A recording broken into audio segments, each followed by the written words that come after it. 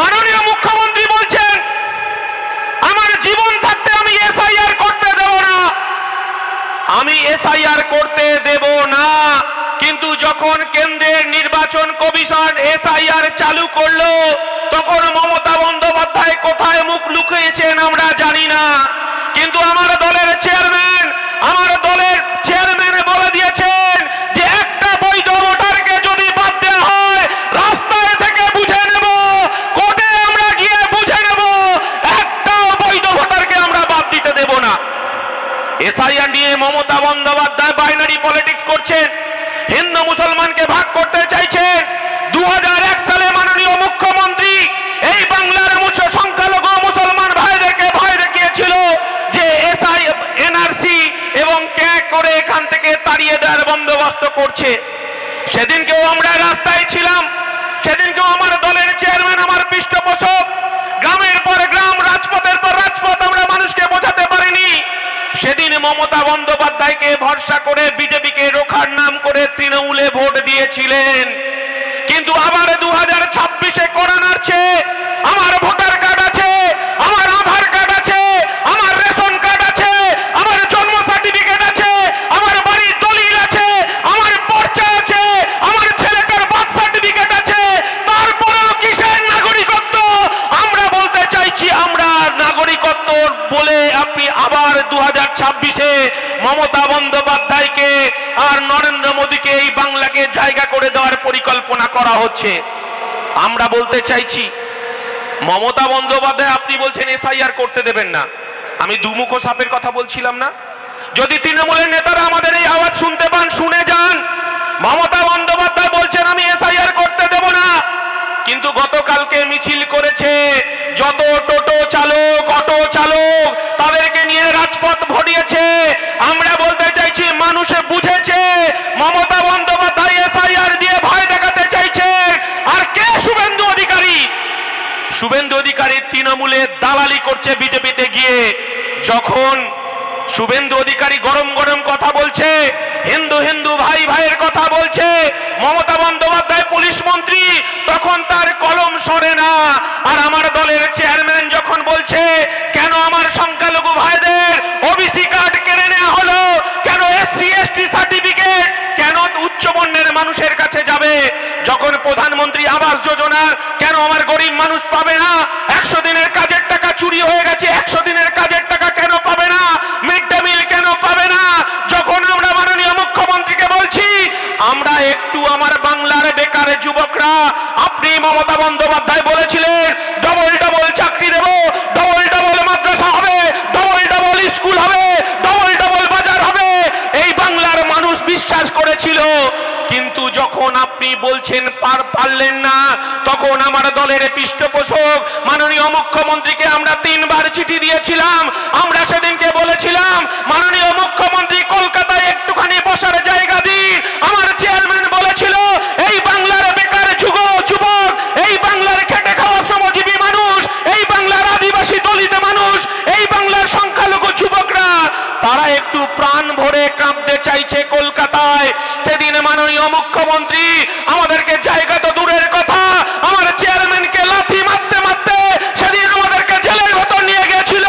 কিন্তু আমরা রাজপথ ছেড়ে দিইনি, সংবিধানের ওপর আমাদের আস্থা ছিল, সংবিধান আমাদেরকে জামিন দিয়েছে, সেই সংবিধানের উপর ভরসা রেখেই বলছি আমাদের নাগরিকত্ব যতই চক্রান্ত হোক করুক না কেন বিজেপি আর তৃণমূল, নাগরিকত্ব আমরা হারাতে দেব না। যার জন্যই আমার চেয়ারম্যান আজকে আমডাঙ্গায় 2টো সভা করবেন, নূরপুরে সভা করছেন। আমরা শুধু এটুকু বলতে চাই 2021 সালে তৃণমূলের উপর ভরসা করেছিলেন বিজেপিকে রোখার জন্য।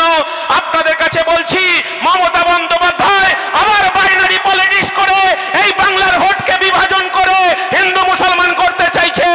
আমরা সে সুযোগ দেব না।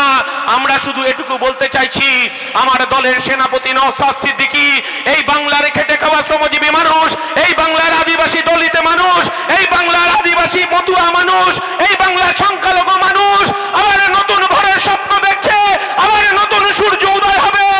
এই বাংলা নারায়ণ গোস্বামীদের হতে পারে না, এই বাংলা চালচোর জ্যোতিপ্রিয় মল্লিকের হতে পারে না, এই বাংলা শেখ শাহজাহানের হতে পারে না, এই বাংলা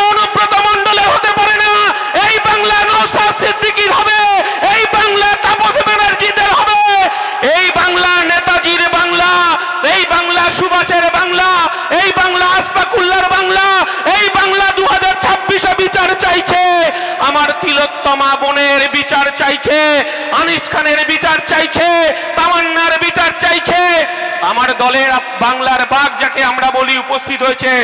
তিনি বলবেন, আমি বেশি কথা বলবো না। সবাইকে সংগ্রামী অভিনন্দন জানিয়ে 2026 পর্যন্ত রাজপথে থেকেই তৃণমূলের মোকাবিলা হবে, রাজপথে থেকেই বিজেপির মোকাবিলা হবে। এই বাংলায় খামচিহ্ন অশোকনগর থেকে যাবে দিল্লি বিধানসভায়। এই আহ্বান দেখে আপনাদেরকে বলছি, ইনকলাব জিন্দাবাদ, ইন্ডিয়ান সেকুলার ফ্রন্ট জিন্দাবাদ, নওশাদ সিদ্দিকী জিন্দাবাদ। আজকের সভার যিনি প্রধান বক্তা, এই বাংলার এক প্রান্ত থেকে আর এক প্রান্তে গরিব খেটে খাওয়া শ্রমজীবী মানুষের অধিকার রক্ষার লড়াই, মানুষের বেঁচে থাকার লড়াই, এই অশোকনগরের উদ্বাস্তু মানুষের যে লড়াই, সেই লড়াইয়ের সঙ্গী হিসাবে আজকে এই নূরপুর বাজারে উপস্থিত হয়েছেন আর কেউ নয়, এই বাংলার একমাত্র বিরোধী নেতা নওশাদ সিদ্দিকী এই মঞ্চে উপস্থিত হয়েছেন। আমরা বলতে চাইছি, অশোকনগর মানে উদ্বাস্তু আন্দোলনের পীঠস্থান, অশোকনগর মানে পিছিয়ে পড়া মানুষের বাসস্থানের একটা শহর বলা যেতে পারে। আমাদের মঞ্চে তাপসদা আছেন, তাপস ব্যানার্জি, তাপসদাদের পূর্বপুরুষরা এই অশোকনগরের উদ্বাস্তু আন্দোলন, মানুষের যন্ত্রণা, মানুষের ব্যথা, মানুষের বেদনা, এই অশোকনগর জুড়ে কলোনির পর কলোনি তৈরি করেছে। রাতের পর রাত জেগে কংগ্রেসি সরকারের বিরুদ্ধে দাঁড়িয়ে খাদ্য আন্দোলনের সাক্ষী, উদ্বাস্তু আন্দোলনের সাক্ষী এই তাপস ব্যানার্জি, তার দাদা, তার বাবারা এই অশোকনগরের আন্দোলনকে সংগঠিত করেছে। সেদিনকে আমরা খুব ছোট ছিলাম, আমরা দেখেছি মানুষের যন্ত্রণা, মানুষের ঘর নেই, মানুষের জমি নেই, মানুষের জায়গা নেই, কিন্তু এই অশোকনগর মানুষকে আন্দোলনের ফলে, উদ্বাস্তু আন্দোলনের ফলে তাদেরকে জমি দেওয়া হয়েছে। তৎকালীন বামফ্রন্ট সরকার ছিল, তাদেরকে 10,000 টাকা দেওয়া হয়েছে। আমরা দেখেছি তাদেরকে রেশন কার্ড দেওয়া হয়েছে, তাকে ভোটাধিকারে ভোটার কার্ড দেওয়া হয়েছে এবং তারপরে বামফ্রন্ট সরকারের শেষের দিকে তাকে আধার কার্ডও দেওয়া হয়েছে।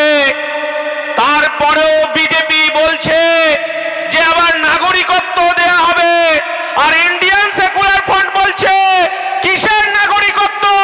মানুষকে হয়রানি করা হচ্ছে, মানুষকে জেরক্সের দোকানে ছোটানো হচ্ছে। আর আমরা দুমুখো সাপ দেখেছি।